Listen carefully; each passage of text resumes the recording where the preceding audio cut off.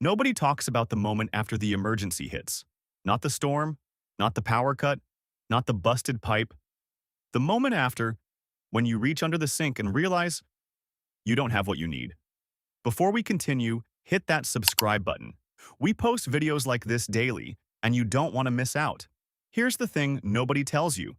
The items that save you in that moment aren't survival gear. They're not military-grade equipment. They're not even expensive. They're sitting in someone else's home right now, costing less than $30 total. Stay with me, because number 6 on this list is the one most people throw away without a second thought. Item 1. Food storage bags. Let's start simple. Food storage bags. Ziploc style, any brand. Most people think these are just for leftovers. But the moment your water supply is compromised, these bags become your hygiene system. You can use them to store wet wipes, protect wounds, carry clean water, or keep medications dry. They seal out contamination and seal in anything you can't afford to lose. A box of 50 costs under $3. Stock at least 3 boxes across different sizes. Item 2. Rubber bands and binder clips. This sounds like office supply nonsense until you need them. Rubber bands and binder clips are your improvised sealing system. Busted packaging, sealed. Leaking bag, held shut. Need to hang something to dry?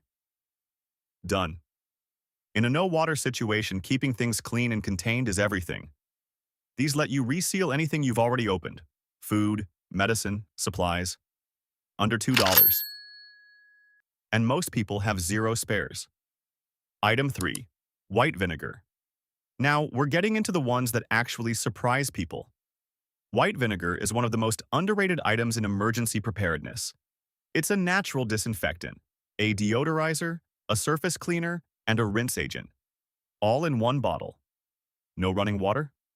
You can use diluted vinegar to wipe down surfaces, sanitize hands in a pinch when combined with proper technique, and even clean produce without wasting drinkable water.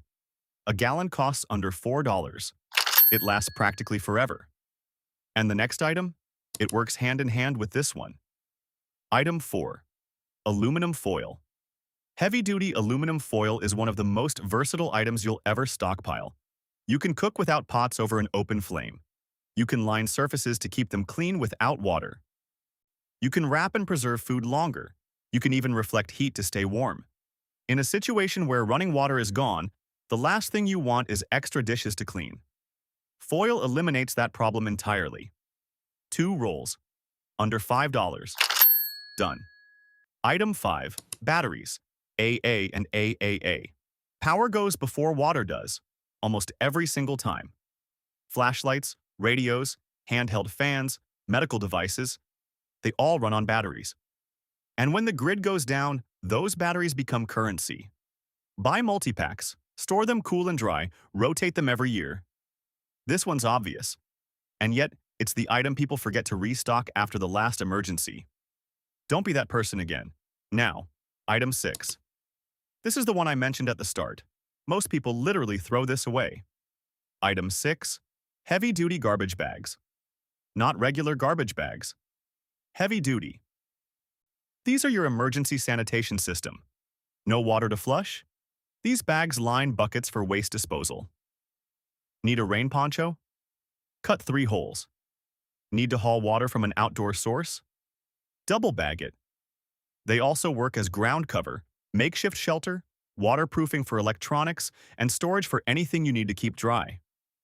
People throw these out or buy the cheapest, thinnest version. That's a mistake. Get the contractor grade, 3 mil thick bags. A box of 20 runs about $8 to $10. Keep 2 boxes. Item 7. Safety pins, small. Cheap. Wildly useful. Safety pins hold bandages in place. They repair torn clothing. They close bags. They work as improvised fasteners when everything else fails. A pack of 100 costs less than $2. Most households have maybe 4 rattling around in a junk drawer somewhere. That is not enough. Item 8. Dish soap. Refills. Here's where the no water scenario gets real. When water is rationed, every drop counts. Dish soap helps you clean more with less water. A few drops go a long way. It also works for hand-washing clothes, basic wound cleaning, and even as a pest deterrent around entry points. Refill bottles give you more volume for the same price. Stock 2 to 3 extra. And the next one? You probably already own it, but not nearly enough of it. Item 9. Petroleum jelly. Petroleum jelly. Vaseline or any generic brand. This is your dry condition survival tool. Cracked skin from no moisture? Covered. Minor cuts and abrasions that need a moisture barrier? Covered. Chapped lips, friction sores, stuck zippers, squeaky hinges, fire-starting tinder, all of it. When water isn't flowing and hygiene routines break down, skin takes damage fast. Petroleum jelly slows that process. A large tub costs about $4 and lasts for years. Stock 2. Item 10. Twist ties and zip ties. Zip ties are the duct tape of fastening, and most people have none stored away. They secure, bundle, repair, and organize. Twist ties handle the smaller, more delicate jobs, sealing bags, organizing cables, keeping things grouped. Together, they handle 100 small problems that would otherwise eat up your time and focus during a stressful situation. Under $5 for an assorted pack of both. Item 11. Manual can opener. And we end here because this one is the most overlooked item on the entire list. You may have canned food stored. You may have a plan. But if your can opener is electric and the power is out, you have cans you cannot open. A manual can opener costs $3 to $5. You should own at least 2. Keep one in your kitchen, one in your emergency kit. This is the item that makes everything else in your food storage actually accessible. Here's the truth about emergencies. They don't announce themselves. The people who make it through them comfortably aren't the ones who panic-bought expensive gear. They're the ones who quietly, over time, picked up simple things that most people overlook. Everything on this list costs under $30 total. That's less than a single takeout order. The question isn't whether you can afford to stock these. The question is whether you can afford not to. And you won't know the answer to that until it's too late to do anything about it.